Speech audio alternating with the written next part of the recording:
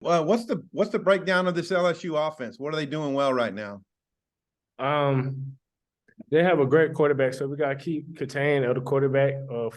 As for the D line, they have great receivers that could go attack the ball and get in and out their routes.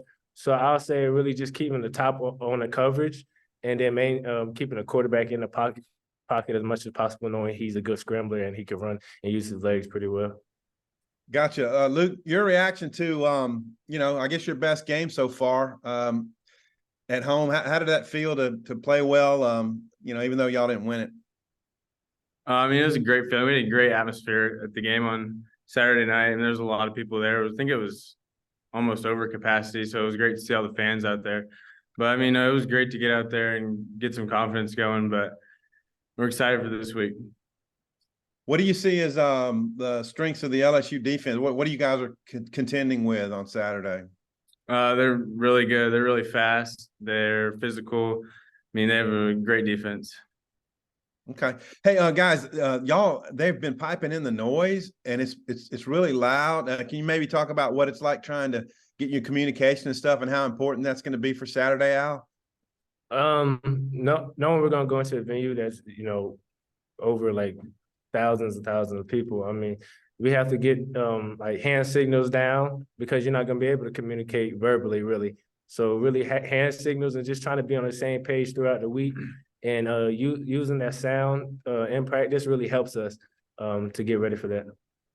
Thanks. Hey, Luke, could you comment too? I think to piggyback on what he said, with what we've been doing at practice this week with the noises, it's going to help us tremendously. And same with us, just being able to communicate with our hand signals and basically knowing what we need to do before going into that stadium.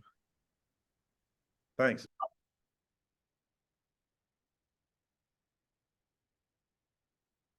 Bobby with us? Yes, sir. I didn't hear you call on me there.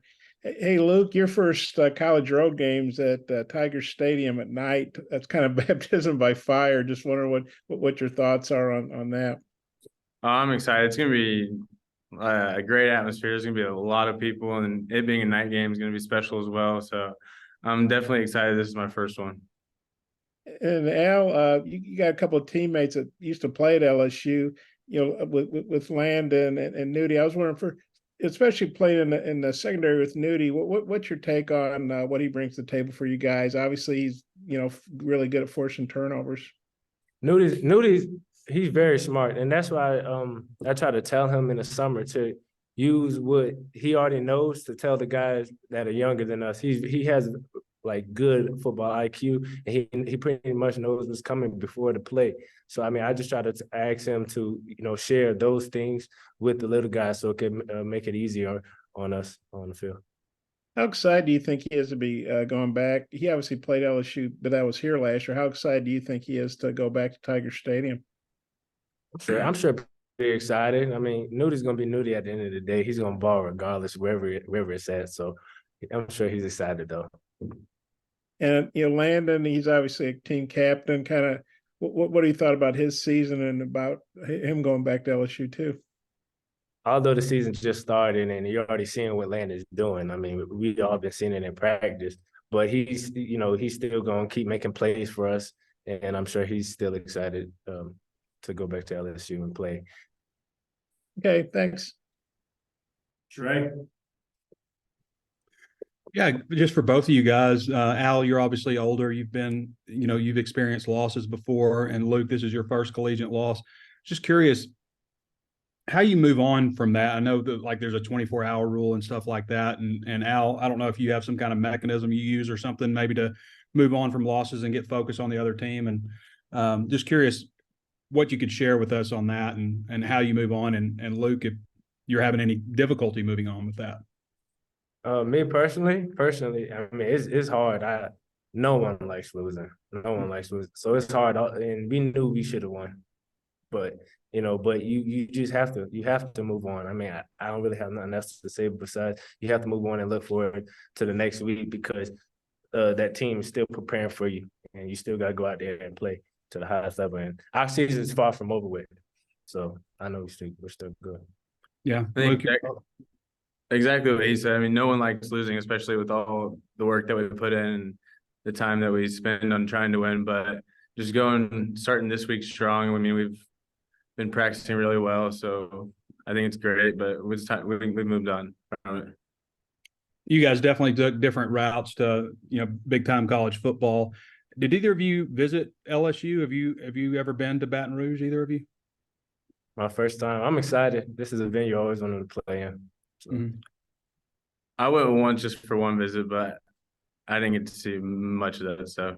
Yeah. You didn't go for a game or anything? No, sir. Yeah. Al, I don't know. I jumped on late. I was curious if you could share what your thought is on Neighbors, the wide receiver there that's been so prolific for them. What does he bring to the table?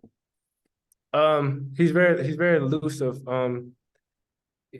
At the top of his route, he's very good, and then high point in the ball, he's also very good. That's the number 5's favorite target. So we're gonna hone in and key on him a lot, but still play our game and our scheme and what we want to do. Thanks, guys. Jackson. Yeah, obviously, penalties kind of played a part in the loss to BYU on Saturday. I'm just curious, like, as players, how do you in practice work on not committing penalties? Is there anything that you guys do, or is it just a matter of like listening to your coaches and trying to focus on it a little bit more? I'd say it's for sure listening to our coaches, because we have a really great coaching staff who is really good on like the details in practice. So for my position personally, just keeping our hands on side and ultimately just keep on trying to play clean, but do what we do. Our coach, as the DB, our coach is gonna let us know right as it happens. So even if we have refs out there or not, the coach is gonna let us know, whether it's a penalty or not. So we just need to eliminate that as a whole. And Luke, I know you might spend a little bit of time chipping or helping out blocking Harold Perkins. What have you kind of seen from him on film? And are you kind of excited to go against someone who might be a top 5, top 10 pick? Yes, he's a really great athlete. I mean, watching him on film, he's fast, he's physical, and he's all over the field. So I mean, it'll definitely be exciting to go against someone like his caliber. Daniel. Luke, I'm just wondering, you've had 3 games now, just kind of how is it working with the tight ends in practice and on the sidelines as y'all rotate reps?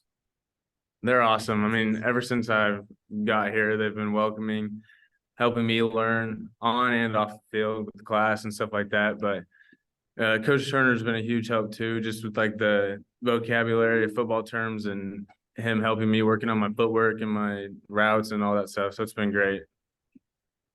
And then for either of you, whoever wants to take it, what's been kind of the overall message from the coaches through drills and stuff throughout this week in practice after this weekend? Or last weekend, sorry. You got it. You got it. You're old. May you repeat the question again, please? Yeah, just while y'all are doing drills and in practice, what's been kind of the overall message from the coaches? Little things.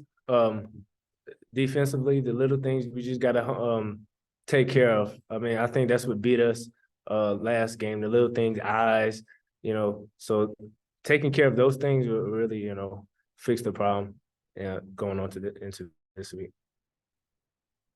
Tom and Bob, last ones, please.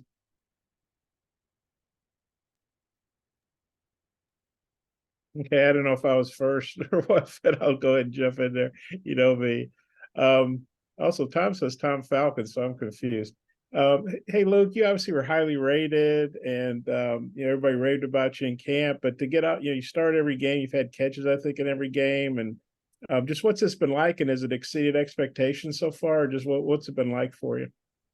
It's definitely been a blessing being able to come here and get the opportunity to get on the field. But no, I mean, it's been great. We go against the best competition at practice with the defense. I mean, our defense is up there with any defense in the country. So, I mean, it's definitely helped us, or helped me, but helped the whole offense develop more, and it's been exciting.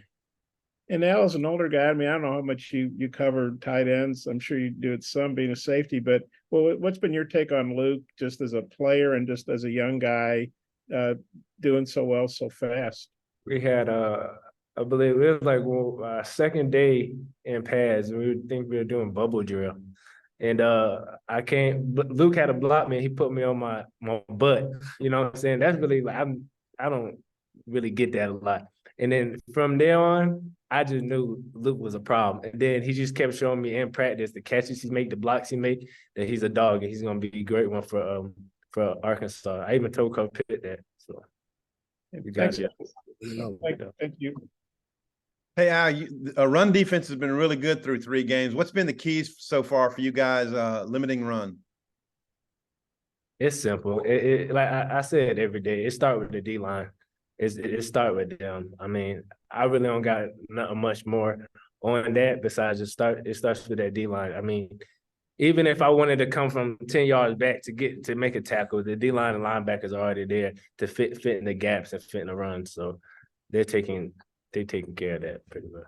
You were talking about with the eyes a minute ago. So the misdirection stuff against BYU, is that what was the biggest problem? Yes, sir. Yes, sir. Even with a mistake I made, my eyes. You know what I'm saying? That can mess any player up, your eyes and the discipline of that. So focusing on that is very, very important. Last thing, hey, Luke, Sam Pittman said that y'all might have to chip more. I mean, is that something that could be in the game plan to help keep KJ cleaner? As of right now, we're still working on our game plan, but I mean, it's been a great week so far. We haven't finalized anything yet what we're gonna do, but we've definitely been working really hard to figure out what we can do to put ourselves in a great advantage to win. I've been carping about that offensive pass interference call. I wonder how surprised you were when that was called. I mean, I was definitely shocked, but at the end of the day, we can all do things a little bit better to make it not for the refs to throw a flag. So, I mean, I can work on going back and watching that play and figure out what I did wrong or what I gave him the opportunity to throw the flag. So that's something we can work on. All right. Thanks, guys. You're welcome. Appreciate it, guys.